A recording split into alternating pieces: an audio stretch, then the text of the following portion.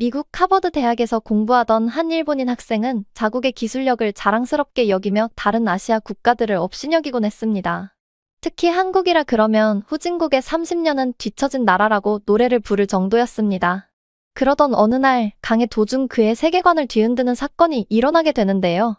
교수가 이 학생 보고 당장 나가라고 하고 이 학생은 한국으로 향하게 됩니다. 도대체 어떤 일이 있었던 걸까요? 그럼 오늘의 사연 시작합니다. 제 이름은 카즈키 야마모토입니다. 저는 하버드 대학교에 다니는 일본인 학생입니다.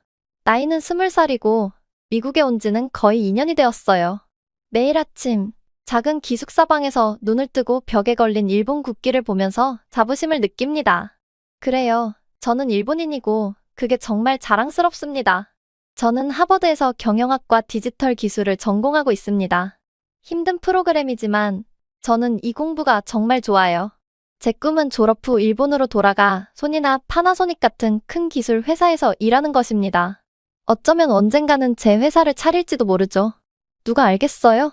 오늘도 다른 날과 다를 바 없는 하루입니다. 일어나서 일을 닦고 일장기가 그려진 제가 제일 좋아하는 파란색 후디를 입습니다. 백팩을 메고 식당으로 아침을 먹으러 갑니다. 캠퍼스를 걸어가면서 살짝 우쭐해집니다. 여기 세계 최고의 대학 중 하나인 하버드에 다니는 일본인 학생인 제가 있다는 사실이 증명해주는 것 같아요. 일본이 여전히 최고라는 걸 말이죠. 식당에서 제 룸메이트 마이크가 손을 흔들며 저를 부르는 걸 봅니다. 식판을 챙겨서 그가 있는 테이블로 가죠. 야, 카즈키, 교수님 경제학 수업 준비됐어? 마이크가 토스트를 먹으면서 묻습니다. 저는 자신있게 고개를 끄덕입니다. 물론이지. 경제학은 나한테 쉬운 과목이야. 일본이 세계에서 가장 강한 경제를 가지고 있는 거 알잖아. 마이크는 눈을 굴리지만 이제는 제 자랑에 익숙해졌습니다. 그래, 알아. 매일매일 듣고 있어. 아침을 먹으면서 근처 테이블에 앉아있는 한국 학생들을 봅니다. 그들은 자기들끼리 한국어로 웃고 떠들고 있어요. 저는 조금 짜증이 납니다. 물론 하버드에는 한국 학생들이 많지만 모두가 일본이 한국보다 낫다는 걸 알고 있지 않나요? 우리는 더 긴 역사, 더 좋은 기술, 더 강한 경제를 가지고 있어요. 적어도 저는 항상 그렇게 믿어왔습니다. 아침을 먹고 교수님의 수업으로 갑니다. 강의실에 도착했을 때 이미 절반쯤 차 있네요. 저는 늘 앉던 앞줄 자리에 앉습니다. 여기에 앉으면 제가 진지한 학생이라는 걸 보여줄 수 있어요. 게다가 교수님의 미국식 발음을 가까이에서 듣기에도 좋습니다. 수업이 시작되기를 기다리면서 최신형 일본산 노트북을 꺼냅니다. 세련되고 강력한 이 노트북을 만지면서 다시 자부심을 느낍니다. 이것이야말로 일본 기술의 최고봉입니다. 교수님이 들어오시자 교실이 조용해집니다. 교수님은 키가 크고 흰 머리에 안경을 쓴 분으로 항상 나비 넥타이를 메고 다니십니다. 오늘은 밝은 빨간색 나비 넥타이를 메고 오셨네요.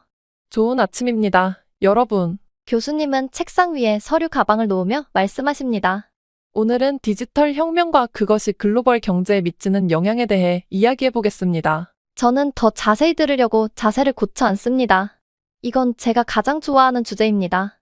교수님이 일본이 기술과 혁신에서 선도하고 있다고 말씀하실 거라고 확신해요. 결국 워크맨, 디지털 카메라, 신칸센을 발명한 나라는 우리 일본이잖아요. 우리는 막을 수 없습니다. 하지만 교수님의 강의가 시작되면서 이상한 불안감이 밀려옵니다. 교수님은 빠른 기술 발전에 대해 말씀하시는데 일본은 언급하지 않으세요. 대신 다른 나라를 계속 언급하십니다. 바로 한국이요. 한국은 디지털 기술을 일상생활에 통합하는 데 있어 세계적인 선두주자가 되었습니다. 교수님은 말씀하십니다. 고급 모바일 결제 시스템부터 스마트 시티까지 한국은 세계 표준을 설정하고 있습니다. 저는 혼란스럽고 조금 화가 나서 찡그립니다. 이게 어떻게 사실일 수 있죠?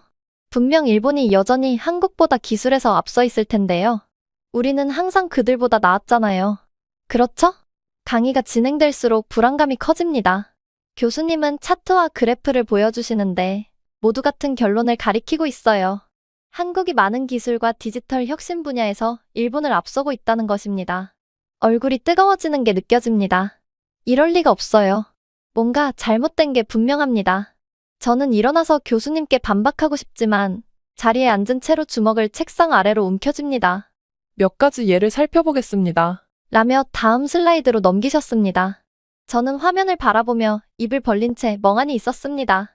첫 번째 예시는 모바일 결제에 관한 것이었습니다. 한국에서는 거의 모든 사람들이 휴대폰으로 결제를 합니다. 길거리 음식부터 고급 상품까지 모두 빠른 탭이나 스캔으로 이루어집니다. 저는 찡그렸습니다. 물론 일본에도 모바일 결제가 있지만 아담스 교수님이 설명하신 대로라면 한국이 훨씬 앞서 있는 것 같았습니다. 하지만 그게 다가 아닙니다. 아담스 교수님은 점점 더 흥분하며 말씀하셨습니다. 한국의 대중교통 시스템은 이 기술과 완전히 통합되어 있습니다. 같은 앱으로 버스, 지하철, 택시, 심지어 자전거 대여까지 결제할 수 있습니다. 질투심이 살짝 느껴졌습니다. 일본의 시스템도 좋긴 하지만 그렇게 매끄럽진 않았습니다. 예시들은 계속 나왔습니다. 실시간으로 교통 혼잡을 줄이기 위해 AI로 제어되는 신호등을 가진 스마트 시티. 방문한 의사에게 즉시 접근할 수 있는 의료 기록을 가진 의료 시스템. 물리적 은행을 거의 방문할 필요가 없는 고급 온라인 뱅킹. 새로운 예시가 나올 때마다 저는 일본의 기술 우수성에 대한 자부심이 줄어드는 것을 느꼈습니다. 어떻게 이런 일이 가능할까요? 제가 항상 낮게 평가했던 한국이 이렇게 앞서 있을 수 있을까요? 하지만 진짜 충격은 아담스 교수님이 정부 서비스에 대해 이야기하기 시작했을 때였습니다. 한국에서는 교수님이 말씀하셨습니다. 거의 모든 정부 서비스를 온라인으로 신청할 수 있습니다. 새로운 운전면허가 필요하세요? 몇 번의 클릭으로 끝납니다. 사업을 시작하고 싶으세요? 1시간 안에 온라인으로 등록할 수 있습니다. 믿을 수가 없었습니다. 일본에서는 여전히 많은 서류 작업과 줄을 서야 하는 과정이 남아 있었습니다. 제가 일본에서 유일하게 좋아하지 않는 몇 안 되는 것 중 하나였죠. 강의가 진행될수록 저는 점점 더 불편해졌습니다. 제 머릿속은 설명을 찾느라 바빴습니다. 아담스 교수님이 과장하고 계신 걸까요? 일본에 대한 옛 정보를 갖고 계신 걸까요? 아니면, 하지만 속으로는 알고 있었습니다. 슬라이드에 있는 사실들은 명백했습니다. 한국이 기술 통합에서 일본을 추월했습니다. 그것도 조금이 아니라 아주 많이 앞서 있었습니다. 수업이 끝나자 저는 멍하니 앉아 있었습니다. 제 동급생들은 배운 것에 대해 흥분하며 이야기하면서 교실을 나갔지만 저는 움직일 수가 없었습니다. 마치 제 세상이 완전히 뒤집힌 것 같았습니다. 아담스 교수님의 강의 후 그날 밤 잠을 잘 수가 없었어요. 한국의 기술 발전에 대해 말씀하신 내용들이 계속 머릿속을 맴돌았거든요. 어떻게 그럴 수 있죠? 일본은 항상 기술의 최전선에 있었잖아요. 우리는 워크맨, 고속철도, 세계에서 가장 진보된 로봇 기술을 발명했어요. 한국은 항상 따라오기에 급급했던 거 아닌가요? 다음날 아침, 저는 피곤하고 짜증이 난 상태로 일어났어요. 아담스 교수님의 말이 틀렸다는 걸 증명하기로 결심하고 휴대폰을 집어들었어요. 일본의 기술 혁신에 관한 기사를 검색하기 시작했죠. 교수님의 주장에 반박할 수 있는 뭔가를 찾으려고 했어요. 하지만 찾으면 찾을수록 혼란스러워졌어요. 찾은 모든 기사는 교수님이 말한 내용을 뒷받침하는 것 같았어요. 한국이 5G 도입, AI 통합, 디지털 결제 시스템에서 선두를 달리고 있다는 내용이었죠. 심지어 한국 사람들이 스마트폰을 사용해 기차표를 사거나 음식을 주문하는 영상을 봤어요. 이게 말이 돼? 라고 혼잣말을 하며 화가 나서 휴대폰을 던졌어요. 아침을 거르고 곧바로 도서관으로 향하기로 했어요. 다른 시각을 제시하는 책이나 학술지를 찾을 수 있을지도 모른다고 생각했거든요. 하버드 캠퍼스를 걸으며 많은 학생들이 삼성 휴대폰을 사용하는 걸 보고는 마치 조롱당하는 기분이 들었어요. 도서관에서 몇 시간 동안 경제보고서와 기술 저널을 뒤졌어요. 하지만 아무리 찾아도 제가 원하던 증거를 찾을 수 없었어요. 대신 한국의 디지털 혁명에 대한 정보만 계속 나왔어요. 한 보고서에서는 한국 정부가 디지털 인프라에 막대한 투자를 해서 거의 모든 국민이 고속 인터넷을 이용할 수 있게 되었다고 했어요. 다른 보고서에서는 한국 기업들이 새로운 AI 기술 개발에서 선두를 달리고 있다고 하더라고요. 점심시간이 되자 배가 고팠지만 거의 신경 쓰지 않았어요. 연구에 너무 몰두하고 있었거든요. 마치 토끼굴에 빠져드는 것 같았고 제가 알고 있던 모든 것이 뒤집히는 것 같았어요. 책과 논문이 펼쳐진 채로 앉아있는데 한 가지 생각이 계속 저를 괴롭혔어요. 아담스 교수님이 맞다면 어떡하지? 일본이 정말 뒤처졌다면? 그 생각에 속이 메스꺼웠어요. 제가 믿어왔던, 잘하면서 배워왔던 모든 것에 반하는 일이었으니까요. 일본은 기술의 리더여야만 했어요. 우리가 혁신가고 트렌드 세터여야만 했어요. 다시 교수님을 찾아가야겠다고 결심했어요. 더 설명을 듣거나 그분이 틀렸다는 걸 설득할 수 있을지도 모르니까요. 짐을 챙기고 교수님 사무실로 향했어요. 도착했을 때 문이 열려 있는 걸 봤어요. 깊게 숨을 들이쉬고 문을 두드렸죠. 들어오세요. 아담스 교수님이 말씀하셨어요. 저는 결심과 불확실함이 뒤섞인 채 사무실에 들어갔어요. 교수님, 목소리를 최대한 차분하게 유지하며 말했어요. 어제 강의에 대해 생각해봤는데 몇 가지 질문이 있어요. 교수님은 미소를 지으며 자리에 앉으라고 손짓하셨어요. 와줘서 기뻐요. 카즈키. 그 정보가 놀라웠죠? 그건 과소평가였어요. 자리에 앉아 생각을 정리하려고 애썼어요. 교수님, 제가 좀 조사를 해봤는데 한국이 어떻게 그렇게 빨리 일본을 앞설 수 있었는지 이해하기가 힘들어요. 그게 가능해 보이지 않아요. 교수님은 의자에 기대며 말씀하셨어요. 내 회의적인 마음 이해해요. 카즈키. 오랫동안 믿어왔던 것이 도전받을 때 받아들이기 쉽지 않죠. 하지만 데이터는 거짓말을 하지 않아요. 한국은 지난 10년간 놀라운 발전을 이뤘어요. 저는 여전히 완전히 납득하지 못한 채 고개를 끄덕였어요. 하지만 일본은 오랜 기술 혁신의 역사를 가지고 있어요. 우리가 어떻게 뒤처질 수 있었죠? 좋은 질문이에요. 교수님이 대답하셨어요. 때때로 한 나라의 과거 성공이 미래의 발전을 저해할 수 있어요.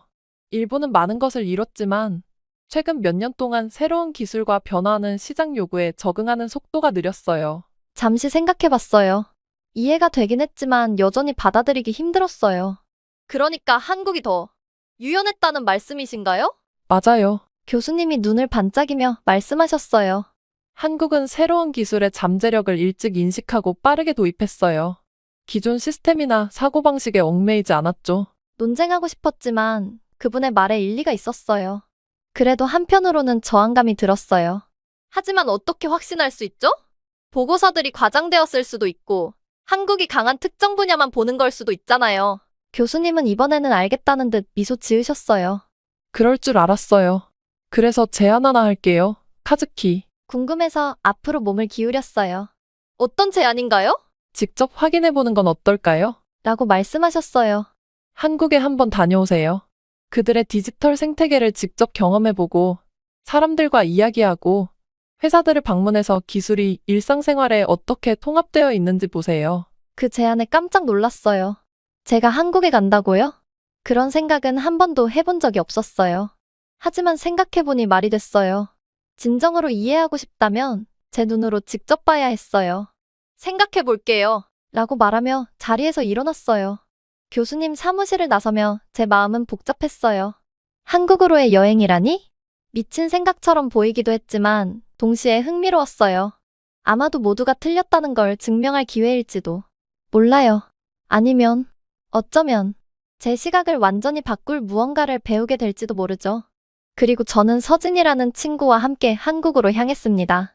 서진과 함께 서울에 도착하자 심장이 두근거렸어요. 공항은 깨끗하고 최첨단이었죠. 걷는 동안 사람들이 휴대폰으로 세관을 통과하는 모습을 보았어요. 종이 서류도 긴 줄도 없어서 너무 매끄럽고 빠르게 진행되더라고요. 정말 놀라워. 제가 중얼거렸어요. 서진이 웃으며 말했어요. 이제 시작일 뿐이야, 카즈키. 우리는 도시로 가는 세련된 기차에 탔어요.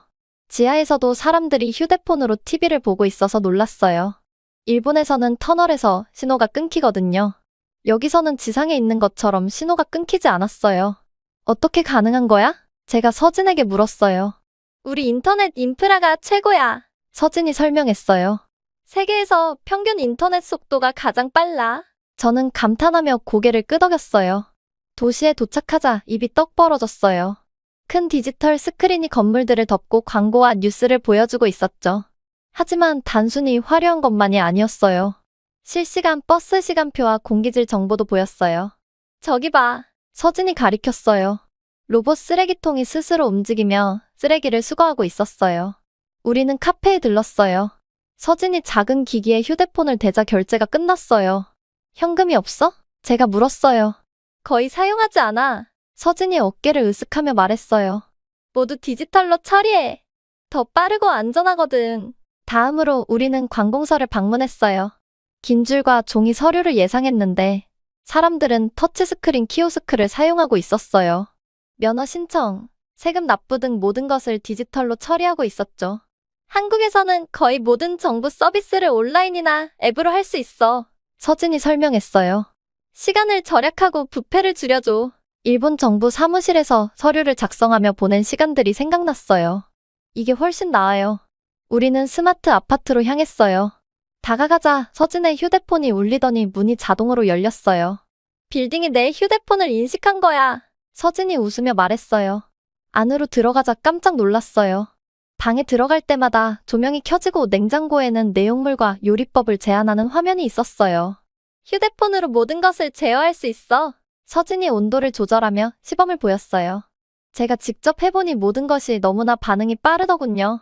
미래에 사는 것 같았어요. 나중에 우리는 첨단 공장을 방문했어요. 로봇들이 놀라운 속도와 정밀도로 제품을 조립하고 있었어요. 한국은 산업 로봇의 선두주자야. 서진이 설명했어요. 제조업에서 경쟁력을 유지하는 데 도움이 돼. 일본의 고령화된 노동력이 생각났어요. 우리는 따라잡기 힘들어하고 있죠. 한국은 해결책을 찾은 것 같아요. 여행의 하이라이트는 AI 연구소 방문이었어요. 과학자들이 복잡한 명령을 이해하고 응답할 수 있는 로봇을 보여주었어요.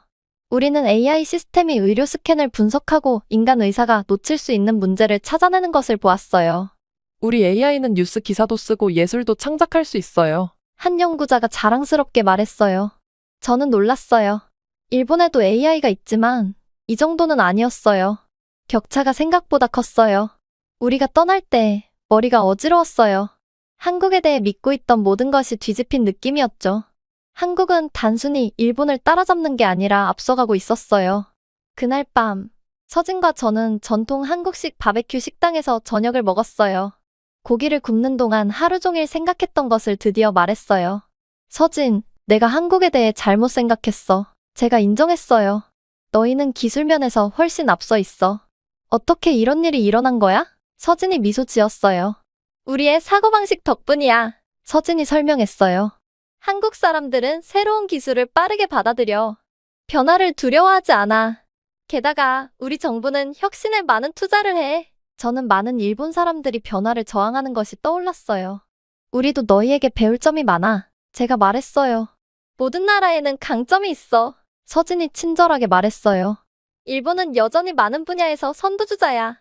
하지만 디지털 기술에서는 우리가 경계를 넓히고 있어. 우리가 식사를 마칠 때 저는 여러 감정이 교차했어요. 제가 본 것에 놀랐고 약간 슬프기도 했어요. 일본이 아시아에서 기술의 선두주자였던 시절이 떠올랐어요. 이제는 뒤처지고 있었죠. 하지만 주로 저는 영감을 받았어요. 한국이 이렇게 빠르게 발전할 수 있다면 일본도 할 수 있을 거예요. 우리는 더 변화에 열려 있고 더 많은 위험을 감수해야 해요. 모든 것을 보여줘서 고마워. 제가 진심으로 서진에게 말했어요. 눈을 뜨게 해줬어. 서진이 잔을 들어올렸어요. 앞으로를 위하여. 서진이 건배했어요. 저도 잔을 들어올렸어요. 호텔로 돌아가는 길에 서울의 네온 불빛이 주위에 반짝였어요. 분주한 거리, 첨단 기기를 사용하는 사람들, 자율주행차들이 눈에 들어왔어요. 저는 미래를 보고 있다는 것을 깨달았고 그 미래가 매우 흥미로웠어요. 집에 돌아가서 배운 것을 전하는 것이 기다려졌어요. 일본도 이 사실을 알아야 해요. 우리는 더 노력해야 해요. 세상은 빠르게 변하고 있고 우리는 뒤처질 수 없어요. 처음으로 아담스 교수님이 제 신념에 도전한 것이 고마웠어요. 그 도전이 없었다면 저는 이 새로운 세상을 발견하지 못했을 거예요. 그날 밤 잠들기 전에 제 머릿속은 아이디어로 가득 찼어요. 일본이 어떻게 따라잡을 수 있을까? 우리는 한국에게서 무엇을 배울 수 있을까? 비행기가 도쿄에 착륙하자 저는 불과 일주일 전에 떠났던 제가 아닌 것 같은 기분이 들었어요. 한국에서 보고 배우며 느낀 모든 것들이 머릿속에서 맴돌았죠. 집으로 돌아오는 길에 얼마나 제 관점이 변했는지 돌아볼 시간이 생겼어요. 여행을 떠나기 전 제가 얼마나 고집스럽고 편협했는지 기억이 났어요. 지금 생각하면 우스꽝스럽지만 저는 일본이 기술면에서 한국보다 훨씬 앞서 있다고 진심으로 믿었었죠. 하지만 정말 큰 착각이었어요. 한국에서 본 것들은 저를 완전히 놀라게 했어요. 단지 멋진 기기들이 있는 것이 아니라 그들의 사회 전체가 기술을 받아들이는 방식이 제가 본 적 없는 수준이었어요. 나리타 공항을 거닐면서 서울의 인천공항과 비교하지 않을 수 없었어요. 인천은 매우 매끄럽고 효율적이었고 로봇들이 승객들을 도와주고 어디서나 초고속 인터넷이 제공되었어요.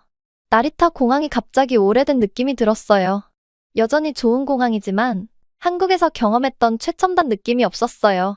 휴대전화를 꺼내 부모님께 무사히 도착했다고 메시지를 보내려고 했어요. 그러면서 한국에서는 휴대전화를 거의 꺼낼 필요가 없었던 기억이 떠올랐어요. 모든 것이 놀라운 모바일 결제 시스템으로 해결됐거든요. 여기서는 여전히 지갑을 꺼내 기차표를 사야 했어요. 기차를 타고 집으로 가는 길에 도쿄의 스카이라인을 바라봤어요. 여전히 인상적이었지만 서울처럼 스마트시티 기술을 더 많이 도입하면 어떨까? 라는 생각이 들었어요. 더 잘 연결된 공공서비스와 인공지능이 보조하는 도시 계획이 있으면 얼마나 삶이 편리해질지 상상해봤어요. 집에 도착하니 부모님이 기다리고 계셨어요. 그들은 큰 포옹과 함께 여행에 대한 많은 질문을 쏟아내셨어요. 처음에는 어디서부터 시작해야 할지 몰랐어요. 내가 본 모든 것과 그것이 나에게 얼마나 큰 영향을 미쳤는지 어떻게 설명할 수 있을지 막막했어요. 엄마, 아빠, 제가 시작했어요. 정말 할 말이 많아요. 하지만 먼저 사과부터 해야 할 것 같아요. 그들은 혼란스러운 표정으로 저를 바라보셨어요. 뭘 사과해야 하는 거니, 카즈키? 엄마가 물으셨어요. 깊은 숨을 들이마셨죠. 제가 많은 것을 잘못 생각하고 있었어요. 일본이 모든 면에서 최고라고 생각했었거든요.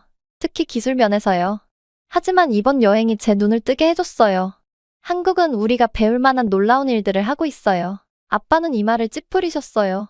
하지만 일본은 항상 기술의 선두주자였잖니. 아빠가 말씀하셨어요. 그게 더 이상 사실이 아니란 말이니?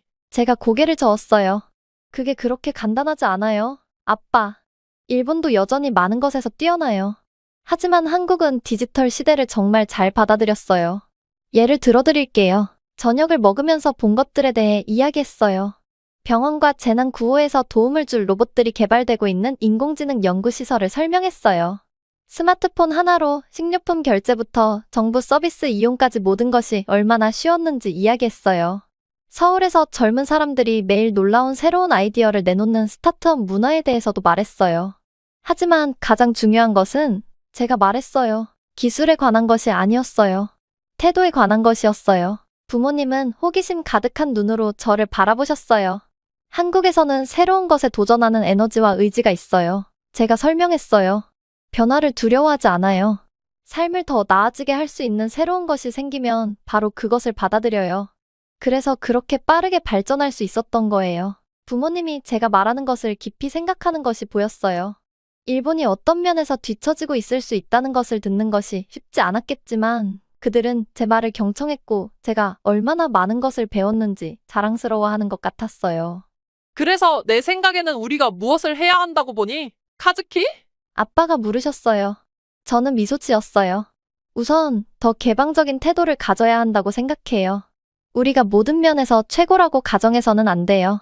다른 나라들이 무엇을 하고 있는지 보고 배우려는 자세가 필요해요. 그건 맞는 말이네. 엄마가 고개를 끄덕이셨어요.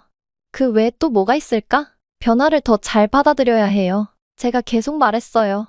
학교와 직장에서 새로운 아이디어와 혁신을 장려해야 해요. 그리고 스타트업과 작은 기업들이 성장하고 새로운 시도를 할 수 있도록 더 쉽게 만들어야 해요. 늦은 밤까지 이야기를 나누면서 제 안에 새로운 목적의식이 자라나는 것을 느꼈어요. 한국에서의 경험이 단지 기술에 대한 것이 아니었다는 것을 깨달았어요. 그것은 세상을 바라보는 새로운 방식에 대한 것이었죠. 다음 날, 저는 애덤스 교수님께 전화를 걸어 여행을 권해주신 것에 대해 감사의 말씀을 전했어요. 교수님은 제가 배운 모든 것에 대해 듣고 매우 기뻐하셨어요. 카즈키, 교수님이 말씀하셨어요. 열린 마음을 유지하고 이 경험을 정말로 받아들인 것에 대해 자랑스럽게 생각해요. 배운 것들을 가지고 무엇을 할 생각이에요? 저는 주저하지 않았어요. 공유하고 싶어요, 교수님. 일본이 한국의 성공에서 배울 수 있도록 돕고 싶어요. 어쩌면 우리 기술 산업 간의 다리를 놓는 일에 힘쓸 수 있거나 제가 본 혁신을 일본에 가져오는 일을 할 수도 있겠죠. 애덤스 교수님이 웃으셨어요. 큰 목표구나, 카즈키. 하지만 너라면 해낼 수 있을 거야. 전화를 끊고 나니 이전에 느껴본 적 없는 미래에 대한 기대감이 생겼어요. 사람들의 생각을 바꾸는 일이 쉽지 않을 거라는 것을 알고 있었어요. 저 역시 여행 전에 고집스러웠으니까요. 하지만 시도할 준비가 되었어요. 노트북을 열고 타이핑을 시작했어요. 한국의 기술 성공에서 일본이 배울 수 있는 5가지 교훈. 그냥 블로그 글일 뿐이지만 시작이었어요. 누가 알겠어요? 언젠가 두 나라가 더 가까워져 함께 놀라운 새로운 기술을 만들어가는 일을 돕게 될지도요. 확실한 건 한국으로 떠났던 일주일 전에 카즈키가 아니라는 거예요. 새로운 관점, 자신의 가정을 넘어서 보는 새로운 감사함, 그리고 미래를 위한 새로운 꿈을 가지게 되었어요. 그리고 이 모든 것은 내가 틀릴 수 있다는 것을 인정하는 것에서 시작되었죠. 글을 쓰면서 미소가 지어졌어요. 이것은 제 여정의 시작일 뿐이며 앞으로 어디로 저를 데려갈지 정말 기대가 되었어요. 제가 한 장의 사진이 제 인생을 완전히 뒤바꿀 수 있을 거라고는 한 번도 생각해 본 적이 없어요. 그런데 그 사진이 저를 세상 반대편으로 보내게 됐죠. 제 이름은 올슨 그림이고 저는 BBC의 기자입니다. 런던에서 리비아까지 여러 곳을 다니며 10년 넘게 이 일을 해왔지만 앞으로 일어날 일에 대해 준비가 전혀 되어 있지 않았어요. 그날은 평범한 화요일 아침이었어요. 저는 커피를 들고 사무실에 들어가 또 다른 하루의 사실 확인과 전화 통화를 준비하고 있었죠. 그때 편집장 사라가 저를 손짓으로 불렀어요. 그녀의 얼굴은 심각했고 큰일이 벌어질 것임을 직감할 수 있었어요. 올슨, 그녀가 사진 한 장을 책상 위로 밀며 말했어요. 이걸 좀 봐줘. 저는 사진을 집어들고 눈썹이 치솟는 것을 느꼈어요. 사진에는 란제리를 입은 여성들이 가게 같은 곳에서 일하고 있었어요. 하지만 뭔가 이상했어요. 그들은 불편해 보였고 거의 겁에 질린 것처럼 보였어요. 이거 어디서 온 거예요? 기자로서의 본능이 발동했어요. 한국에서. 사라가 대답했어요. 이게 영국에서 큰 논란이 되고 있어요. 사람들은 이걸 착취라고 부르며 분노하고 있어요. 거기에 가서 실제로 무슨 일이 일어나고 있는지 알아봐야 해요. 제 심장이 철렁 내려앉았어요. 한국이라니요? 저는 한 번도 그곳에 가본 적이 없었어요. 사실 그곳에 대해 아는 것도 별로 없었어요. 제 동료 칼린이 말해준 것 외에는요. 그리고 그 이야기들은 전부 좋지 않은 내용들이었죠. 칼린은 중국에서 몇 년간 취재를 했었어요. 그는 항상 동아시아 전체가 도둑과 거짓말쟁이 그리고 혼란으로 가득 차 있다고 말했어요. 그가 도둑맞고 사기를 당하고 혼잡한 거리에서 길을 잃었다는 이야기가 제 머릿속을 채웠어요. 지금도 그의 목소리가 들리는 것 같았어요. 가지 말라고 경고하는 듯이요. 하지만 사라의 요청을 거절할 수는 없었어요. 결국 이게 제 일이니까요. 그래서 저는 고개를 끄덕이며 사진을 집어들고 제 자리로 돌아왔어요.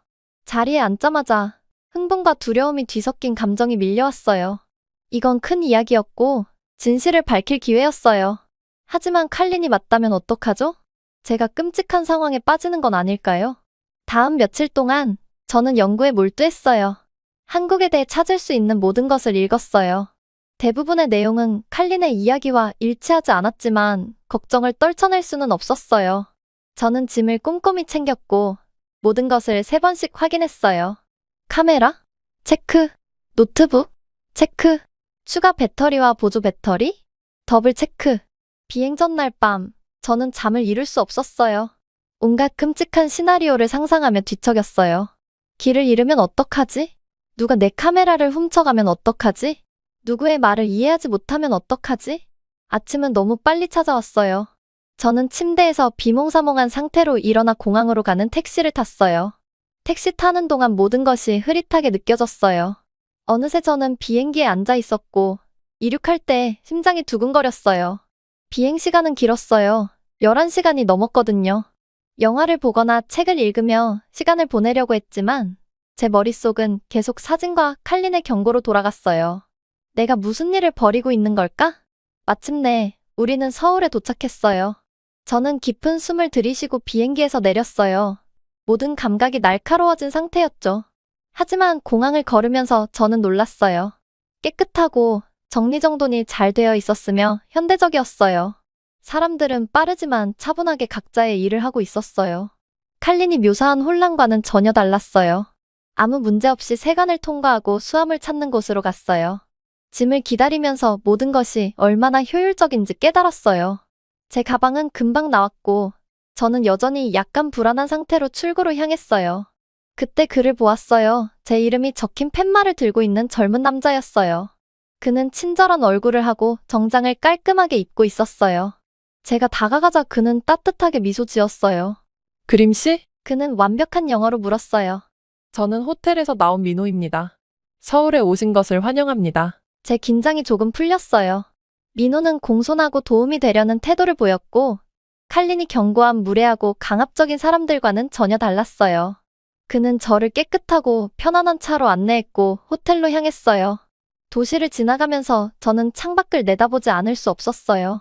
서울은 현대적인 고층 건물과 전통적인 건물이 섞여 있는 곳이었어요. 거리들은 붐비지만 질서 정연했어요. 제가 상상했던 것과는 완전히 달랐어요. 한국에 처음 오신 건가요? 민호가 백미러로 저를 힐끗 보며 물었어요. 네, 저는 여전히 풍경을 눈에 담으며 대답했어요. 일 때문에 왔어요. 민호가 고개를 끄덕였어요. 좋은 시간 보내시길 바랍니다. 필요한 게 있으면 언제든 말씀하세요. 호텔에 도착했을 때 저는 무언가를 깨달았어요. 이곳은 제가 두려워하던 악몽이 아니었어요. 오히려 그 반대였죠. 저는 가방을 챙겨 민호를 따라 호텔 안으로 들어가며 흥분감이 솟아오르는 것을 느꼈어요. 아마도 이번 임무는 제가 예상했던 것과 다를지도 몰라요. 이 여행이 제가 알고 있던 모든 것을 바꿔놓을 여정의 시작임을 그때는 몰랐죠. 서울에서의 첫날, 나는 일찍 일어났어요. 아직도 칼린의 경고가 머릿속을 맴돌고 있었죠. 커튼 사이로 햇살이 조금씩 비쳐오고 있을 때 나는 오늘이 힘든 하루가 될 것이라고 생각하며 준비를 마쳤어요. 하지만 그 생각은 완전히 틀렸죠. 호텔을 나서자 상쾌한 아침 공기가 얼굴에 닿았어요.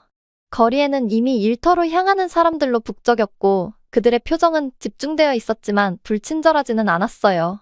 인도는 얼마나 깨끗한지. 칼린이 말했던 혼란은 어디 있는 걸까요?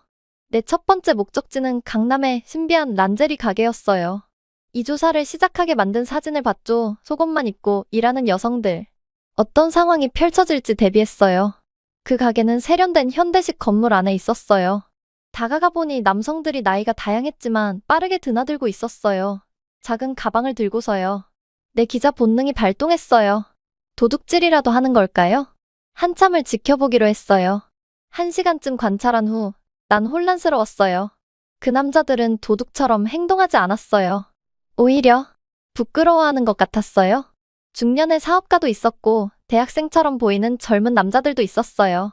그들은 들어갔다가 가방을 들고 나와서 서둘러 떠났어요. 한 명에게 물어보기로 했어요. 한 젊은 남자가 가게를 나설 때 내가 접근했죠. 실례합니다. 내가 말했어요. 저는 영국에서 온 기자입니다. 방금 뭘 샀는지 물어봐도 될까요? 그 남자는 눈이 커지며 더듬거리기 시작했어요. 하지만 그가 대답하기도 전에 뒤에서 목소리가 들렸어요. 제가 설명해 드릴까요? 돌아보니 친근한 미소를 짓고 있는 젊은 여자가 있었어요. 저는 지훈이에요. 그녀가 손을 내밀며 말했어요. 저는 근처 스타트업에서 일해요. 당신이 가게를 지켜보는 걸 봤어요. 혼란스러워 보이네요. 지훈의 영어는 완벽했고 그녀의 개방적인 태도에 나는 놀랐어요. 저는 올슨이에요. 내가 그녀의 손을 잡으며 말했어요. 네, 혼란스러워요. 여기서 무슨 일이 일어나고 있나요? 지훈은 웃었어요. 당신이 생각하는 그런 건 아니에요. 이 가게는 무인 점포예요. 계산대도 직원도 없고 그냥 상품과 셀프 계산 시스템만 있어요. 내 눈썹이 올라갔어요. 무인? 그런데 도둑질은요? 한국인들은 강한 시민 의식을 가지고 있어요. 지훈이 설명했어요. 도둑질은 매우 드물어요. 게다가 카메라도 있죠. 나는 놀라움과 부끄러움이 섞인 감정을 느꼈어요. 최악을 예상하느라 명백한 것을 놓쳤던 거예요. 그런데 왜 남자들만 들락날락하는 거죠? 내가 물었어요. 지훈의 눈이 반짝였어요. 그게 흥미로운 부분이죠. 이 가게는 특수 제품을 팔아요. 생리 팬티예요. 생리 불편과 누수를 막아주는 팬티죠. 많은 남자들이 아내나 여자친구, 딸을 위해 사가요. 나는 이 정보를 처리하려고 애썼어요. 그러니까 남자들이 그냥 배려하는 건가요? 맞아요. 지훈이 고개를 끄덕였어요. 그들은 조금 부끄러워할 수도 있지만 그들의 인생의 여성들을 돕고 싶어 해요. 내 마음은 혼란스러웠어요. 내가 예상했던 것과 너무 달랐어요. 그런데 그 사진은요? 속옷만 입고 일하는 여성들의 사진? 지훈은 찡그렸어요. 그 사진은 여기와는 관련이 없어요. 이 팬티를 만든 여자를 만나보실래요? 그녀의 이름은 하나인데 당신이 흥미로워할 이야기일 거예요. 나는 열심히 고개를 끄덕였어요. 이 이야기는 내가 예상했던 것보다 훨씬 더 큰 이야기로 변하고 있었어요. 지우는 빠르게 전화를 걸었고 우리는 곧 하나를 만나러 가게 되었어요. 걸으면서 지우는 서울과 한국 문화에 대해 더 많은 이야기를 해줬어요. 나는 점점 편안해졌고 처음에 두려움은 사라졌어요. 하나의 사무실은 가게에서 멀지 않은 현대식 건물에 있었어요. 들어서자 나는 얼마나 평범해 보이는지 놀랐어요. 속옷만 입고 있는 여성은 없었고 그냥 컴퓨터 앞에서 일하는 사람들이었죠. 하나는 우리를 따뜻하게 맞아줬어요. 그녀는 30대 초반의 자신감 있는 여성이었고 스마트한 정장을 입고 있었어요. 지훈이 당신이 우리 제품에 대해 궁금해한다고 하더군요. 그녀가 미소 지으며 말했어요. 다음 1시간 동안 하나는 그녀 회사의 미션에 대해 설명해줬어요. 생리 불편으로 고생하던 끝에 이 사업을 시작하게 되었고 생리 팬티는 그녀의 해결책이었죠. 편안하고 누수를 막아주고 친환경적인 제품. 그런데 왜 무인점포죠? 내가 물었어요. 하나의 눈이 반짝였어요. 많은 여성이 이 제품을 직접 사는 것을 부끄러워해요.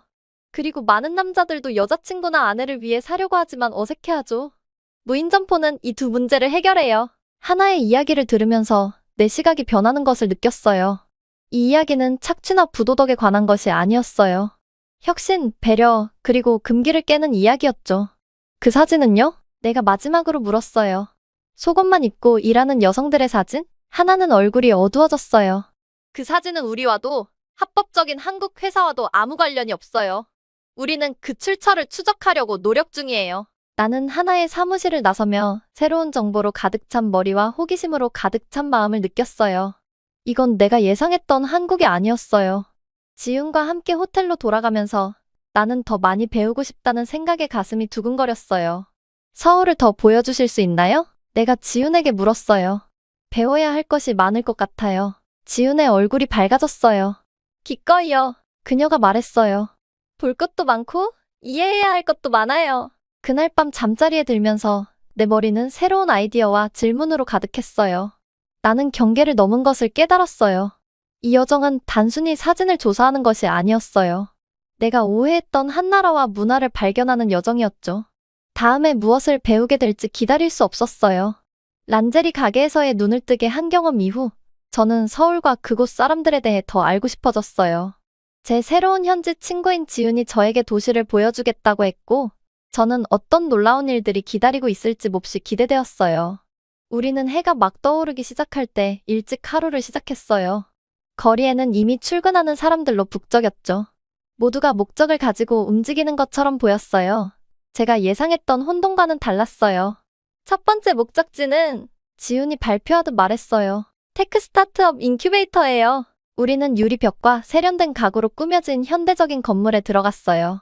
안에서는 젊은 사람들이 컴퓨터 앞에 모여 그들의 프로젝트에 대해 열정적으로 이야기하고 있었죠.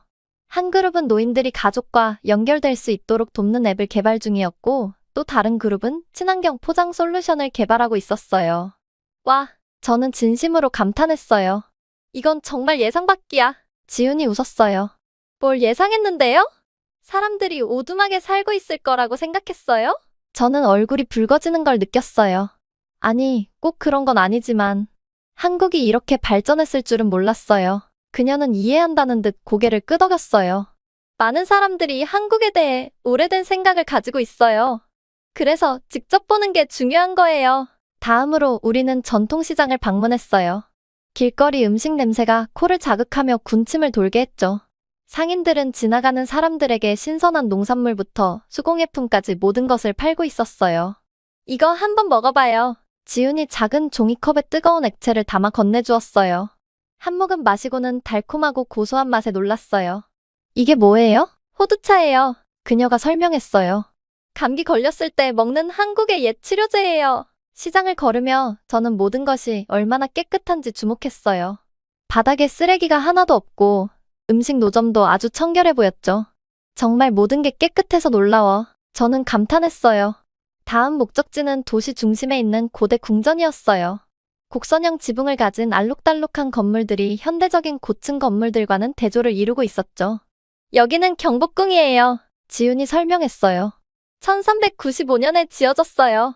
궁전 구역을 걸으며 저는 모든 것이 얼마나 잘 보존되어 있는지 경이로웠어요.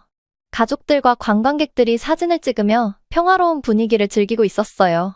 이렇게 현대적인 도시에서 역사를 잘 유지하고 있는 게 놀라워. 제가 말했어요. 다음 며칠 동안 지훈과 저는 사진의 출처를 찾기 위해 열심히 노력했어요. 전화도 하고 이메일도 보내고 몇몇 회사를 방문하기도 했죠. 결정적인 단서는 지훈이 사진 배경의 글씨가 한국어가 아니라는 것을 알아차렸을 때 찾아왔어요. 그것은 중국어였어요. 이 사진이 한국에서 온 게 아닐 수도 있어. 그녀가 흥분한 목소리로 말했어요. 이 새로운 단서를 가지고 우리는 더 깊이 파고들었어요. 마침내 진실을 밝혀냈어요. 그 사진은 한국 회사가 아닌 중국 회사에서 온 것이었어요. 저는 다양한 감정이 교차했어요. 한국이 책임이 없다는 안도감, 잘못된 정보에 대한 분노, 진실을 밝혀낸 흥분. 해냈어? 제가 외치며 지훈과 하이파이브를 했어요. 그녀가 미소 지었지만 곧 진지한 표정으로 바뀌었어요.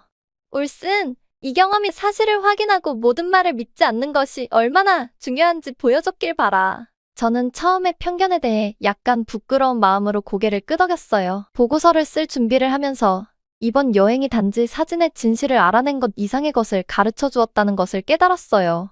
그것은 편견의 위험성과 직접 경험하는 것의 중요성을 보여주었죠. 한국은 완벽하지 않았어요. 어느 곳도 그렇지 않죠. 하지만 제가 상상했던 뒤떨어진 혼돈의 장소와는 거리가 멀었어요. 전통과 첨단 기술이 공존하는 나라였어요.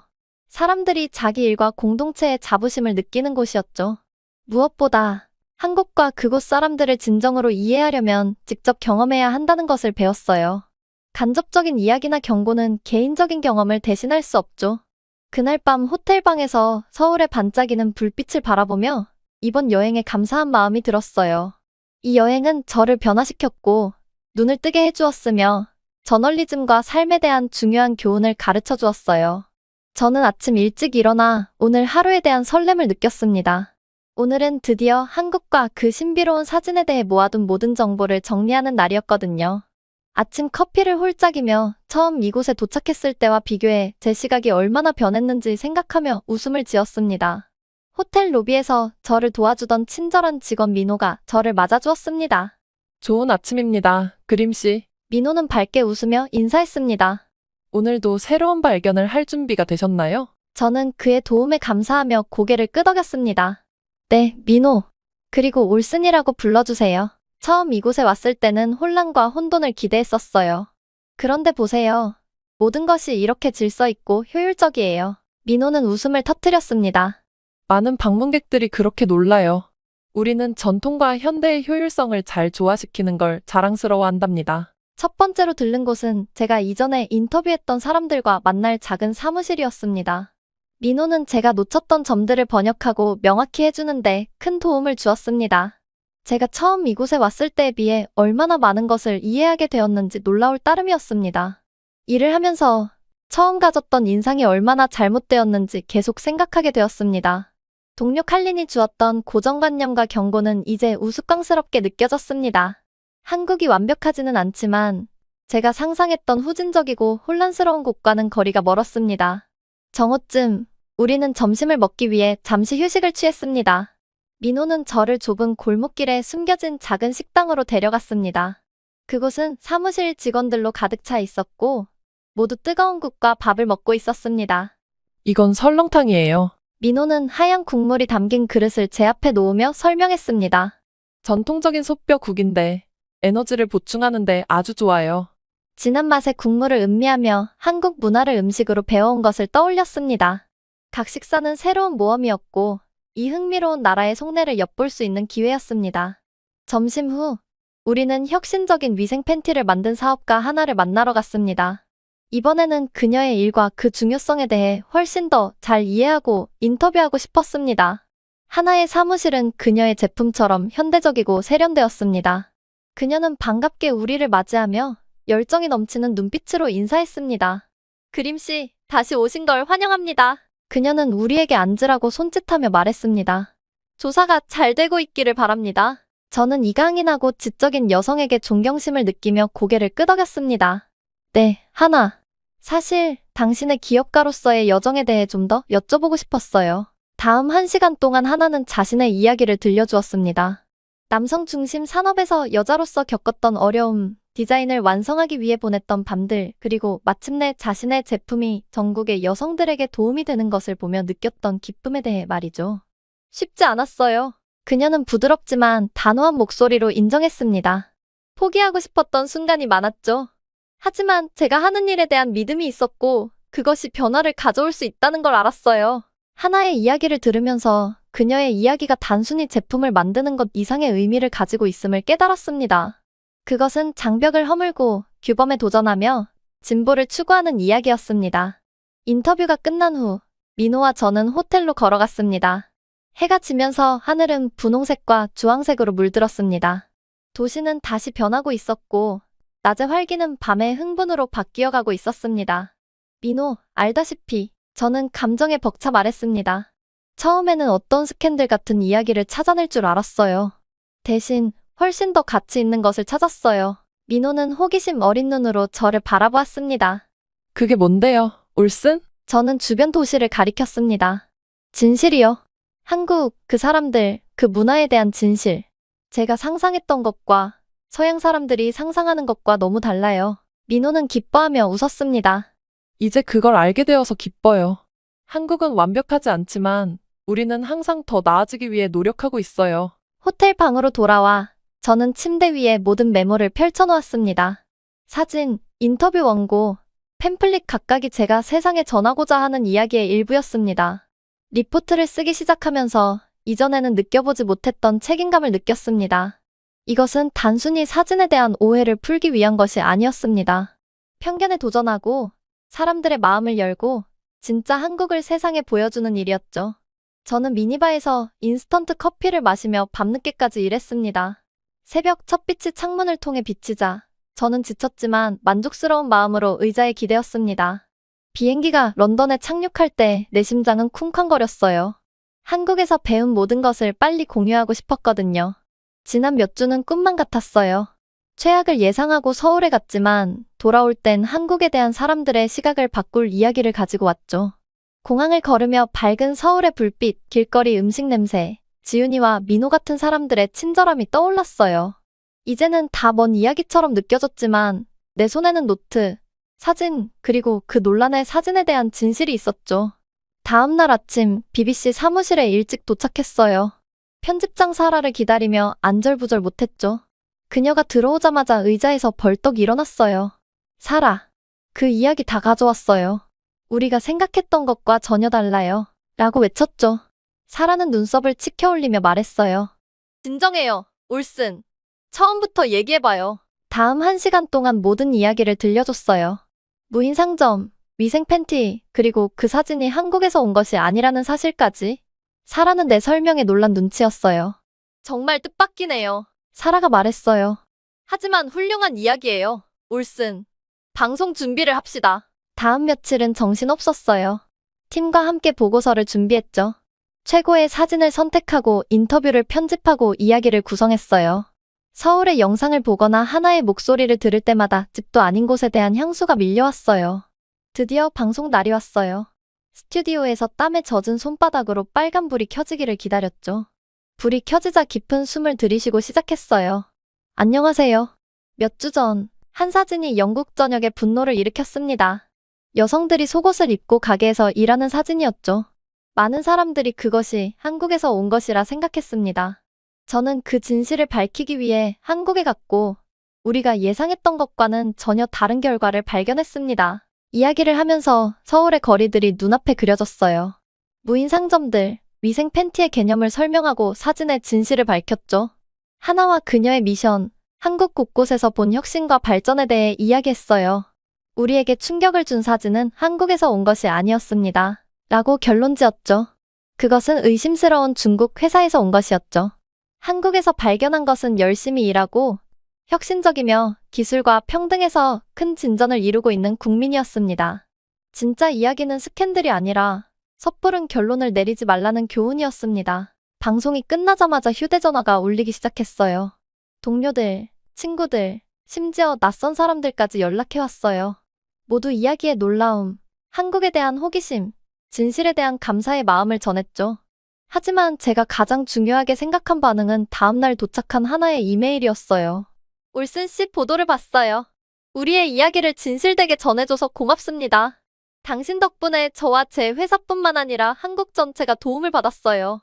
꼭 다시 방문해주세요. 따뜻한 마음으로, 하나. 그녀의 말을 읽으면서 목이 메었어요. 저는 스캔들을 쫓기 위해 한국에 갔지만 결국에는 큰 변화를 만들어냈죠. 어느 날 사무실 주방에서 카를린을 만났어요. 그는 약간 쑥스러운 표정을 지으며 말했어요. 안녕, 올슨. 그가 말했어요. 내 보고서를 봤어. 내가 동아시아에 대해 좀 심했나 봐. 나는 미소 지었어요. 괜찮아. 나도 가기 전엔 같은 생각을 했어. 직접 보면 시각이 정말 달라질 수 있어. 그는 고개를 끄덕이며 놀라운 질문을 했어요. 그래서 그 비빔밥에 대해 더 말해줄래? 나는 그 맛있는 요리에 대해 설명하기 시작했어요. 그 순간 깨달았어요. 내 여행은 한국에 대한 나의 시각만 바꾼 것이 아니라 나 자신도 바꿨다는 것을. 나는 내 가정을 의심하고 고정관념을 넘어서며 항상 진실을 추구하는 법을 배웠어요. 모든 것이 시작된 논란의 사진은 잊혀졌지만 한국에서 배운 교훈은 영원히 남을 거예요. 나는 회의적인 기자로 갔지만 열린 마음의 중요성을 깨달으며 돌아왔죠. 어느 날 편집자가 다시 저를 사무실로 불렀습니다. 올슨, 새로운 임무가 있어. 일본에서 조사할 이야기가 있는데 관심 있나? 저는 잠시 생각했습니다. 1년 전이라면 망설였을 것입니다. 소문과 경고를 들었을 것입니다. 하지만 이제는 흥분감이 느껴졌습니다. 물론입니다. 저는 말했습니다. 언제 떠나죠? 그날 밤, 일본으로 떠날 짐을 싸면서 저는 일어난 모든 일들을 떠올렸습니다.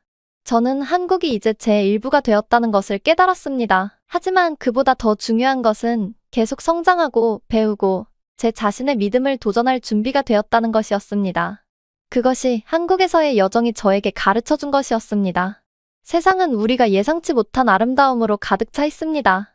우리는 단지 눈과 마음을 열어야 그것을 볼 수 있습니다. 오늘 사연은 여기까지입니다. 상단에 다른 사연들도 있으니 꼭 봐주세요. 구독과 좋아요도 꼭 해주시고요. 그럼 내일 봐요.